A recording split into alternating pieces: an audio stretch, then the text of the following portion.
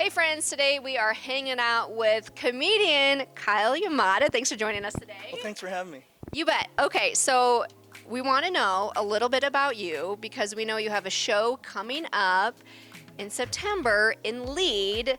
But first of all, just tell us a little bit about yourself and how you got into comedy. I was raised in Rapid City. After I got out of high school, I went off to college, and then I eventually ended up in Los Angeles. I actually met a guy who was into comedy. He was actually a producer, and we got to know him. He mentioned, I think you would be really good at stand-up comedy. Why don't I put you on stage? And I thought he was crazy, but I eventually did, and I actually fell in love with it. I found out I was actually pretty good at it, and I just kept going, and I got booked for some more local shows, and things kind of snowballed from there. And pretty soon, within 6 months, that's what I was doing for a living. So That's wild, because you said prior to that you sort of had this other sort of life. You were, teaching baseball, and you were more like into education and that kind of thing, and then all of a sudden somebody sees this spark in you that's like, hey, you'd be good at this.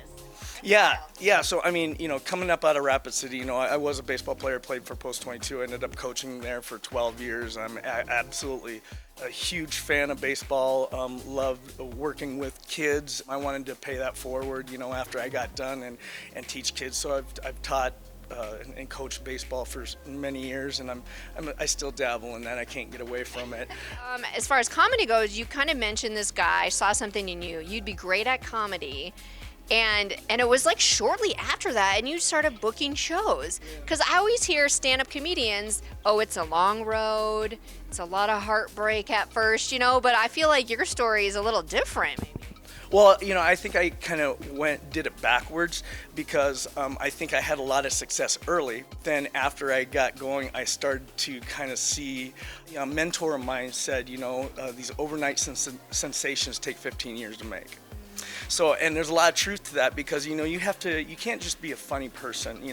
I always tell people that, in my circle of friends, I'm by far not the funniest person that I hang out with.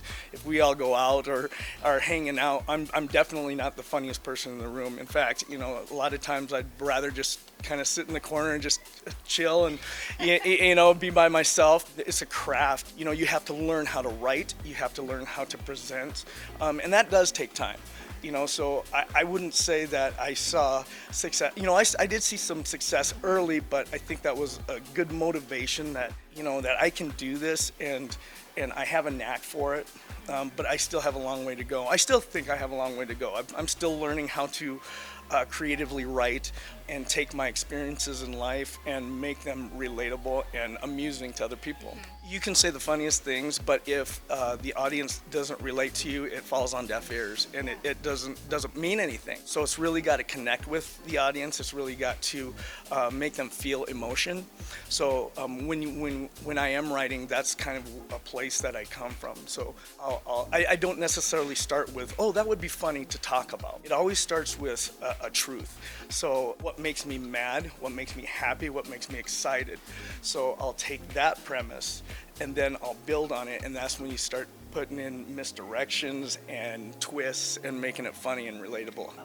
So what you're going to hear is an animated version of me. There's obviously embellishments, and that's part of the craft, is that you have to it's got to be truthful, but at the same time, you have to make it interesting. Because, a lot of people will say, because you've been in conversations where people start telling a story where you can tell they think it's a real funny story, and then you get to the end, it's like, well, I guess you had to be there, right? So the thing is that, just because it's funny to you doesn't necessarily mean it's going to be funny to an 80-year-old man or a 15-year-old girl.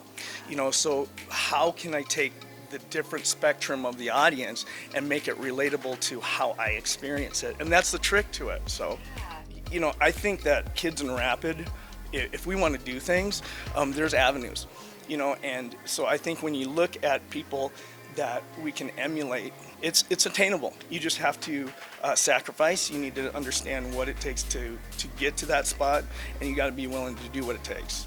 I think a lot of times when we're looking for help or looking for guidance, a lot of times we just don't speak up, and we just don't ask for help or ask for information. I think there's a boldness that we need to have, and I've come to realize that life is too short just to sit back and let it happen. So we have to take things by the reins, and if we want to do something, you've got to do it, and you've got to be willing to sacrifice for it. They always say know your audience. Yeah. Well, that comes from somewhere. Yeah, you do have to know your audience, and you have to prepare for your audience. And again, it's all about that connection and making that relationship with the audience. So I do have the show coming up on September 21st in the evening. It is at the Homestake Opera House. And I'd love to see everybody out there. We're gonna have a good time. I actually have special guests, Your Mom's Comedy Show. They're a group of stand-up comedians.